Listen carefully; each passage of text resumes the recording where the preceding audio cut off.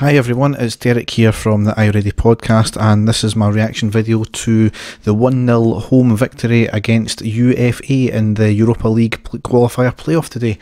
Job done. Can't ask for any more than that, can we? I think the main thing was to stop them getting that away goal, which we done very well. It was quite clear right from the off, and even after we really got the goal, that UFA or UFA, however you pronounce them, were clearly coming here for a 0-0, or if not, as least goals to concede as possible.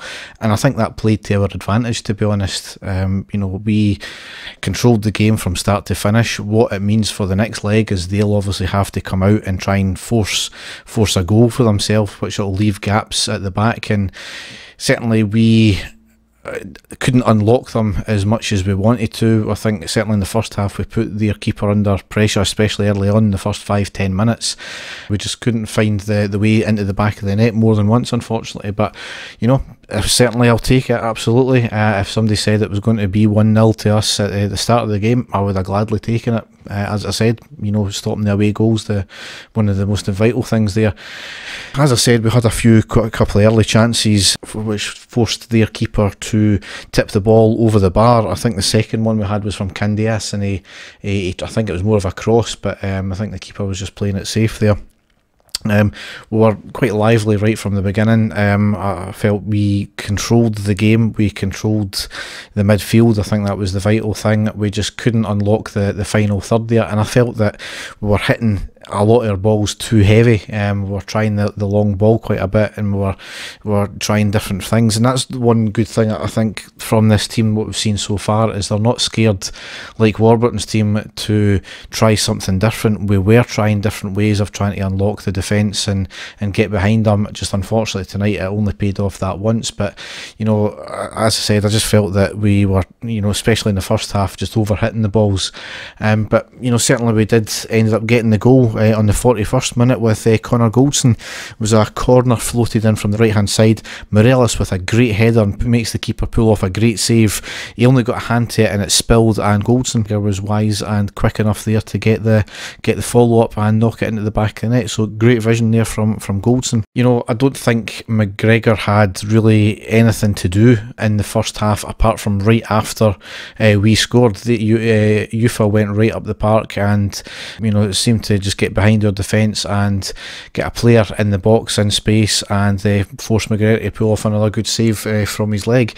But again, I don't think he really had anything else to do the whole game. That was their game plan, and you might have thought, well, they might have came out in the next half, the second half, to try and pull a goal back, get the away goal. But no, they still sat back. They played most of the game with all 10 men behind the ball, and as I said, I think that suited our gameplay, because we, especially at home, like to take the ball, get it forwards, and we never really changed the game plan with that. We kept up with that. We pressed the ball. We never allowed them any time on the ball. So I think that was a feature as well, that we were just chasing everything. And again, it's brilliant to see.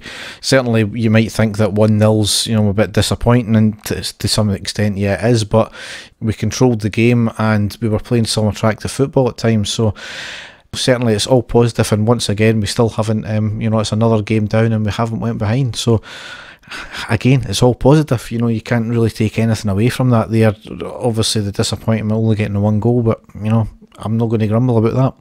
Into the second half, I felt we came kind of flying out the traps, and even more so than the first half, and we were just constantly on them, and we just couldn't find that just couldn't get behind the defence often enough and put their keeper under any more pressure, which was unfortunate, but it's one of these things.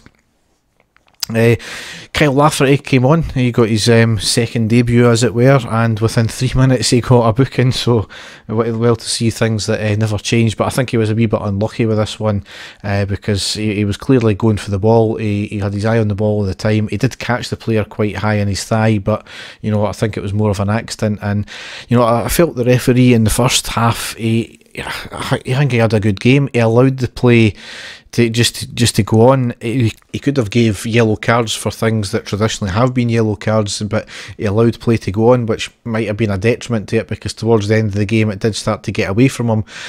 Especially there was a couple of instances where it was, you know, just a bit baffling, where especially right at the end where Goldson got yellow carded.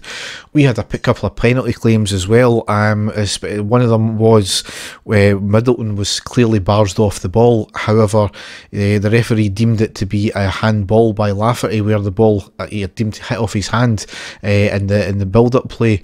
However, on replay the ball came off the arm of the UFA player, so a bit baffling there, and you know, a clear penalty for me. And Candeas had a penalty claim as well, where he was clearly taken out in the box and referee never gave it. So certainly a dodgy second half of the referee anyway.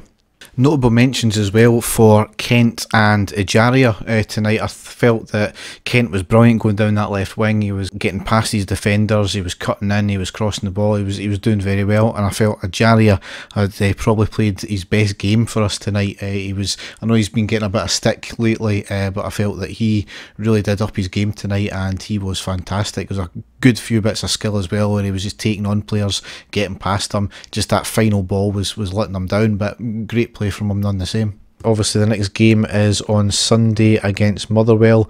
Obviously after the captain's Motherwell captain's disgraceful comments today about laughing about a player getting seriously injured, you know, I think that's the team talk done already. That's all you need to put up on the wall.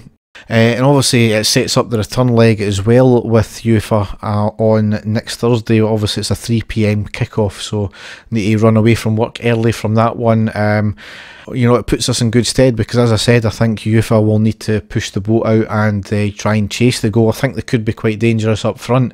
You know, they did show a wee bit towards the end there, but our defence, you know, mopped it up fairly easy. But it'll leave gaps at the back, which, you know, certainly if we play, you know, anywhere close to where we played against Osijek and Maribor away, then, you know, we're going to be fine, I think. So here's hoping, fingers crossed. So Dave and I will be back before that return leg. I think we're going to do another podcast recording on Tuesday again, so it'll be out on early hours of Wednesday, or later on Wednesday. But I'll be back with another reaction pod on Sunday after the Motherwell game. So thanks for listening, and goodbye.